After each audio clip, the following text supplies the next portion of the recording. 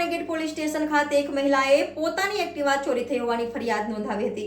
પોલીસે ગણતરીની કલાકોમાં વાહન ચોરને ઝડપી પાડી વધુ તપાસ હાથ ધરી છે. વડોદરા શહેરના પાણીગેટ પોલીસ સ્ટેશન ખાતે એક મહિલાની એક્ટિવાની ચોરી થઈ હતી. પોલીસને ફરિયાદ મળતા ઘટના સ્થળની આસપાસના સીસીટીવી કેમેરાની તપાસ કરવામાં આવી હતી.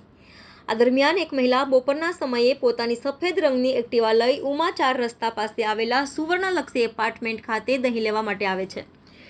જો કે આ મહિલા એક્ટિવામાંથી ચાવી કાઢતા નથી અને દુકાને પહોંચે છે. આ સમયે સ્થળ પર હાજર ગઠિયો આ જોઈ જાય છે અને આંખના પલકારે એક્ટિવા ચોરી ફરાર થઈ જાય છે.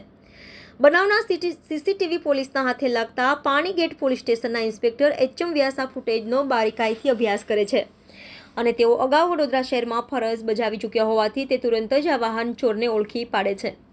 વાહન ચોર ધર્મેશ ઉર્ફે બાબર અરવિંદભાઈ વસાવાની ઓળખ છતી થતાં તેની અટક કરી પૂછતાછ કરતા ગણતરીના કલાકોમાં એક્ટિવા ચોરીનો ભેદ પોલીસ ઉકેલી કાઢે છે.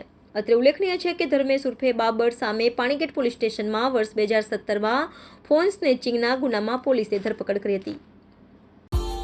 Subscribe now and press the bell icon. Never miss an update.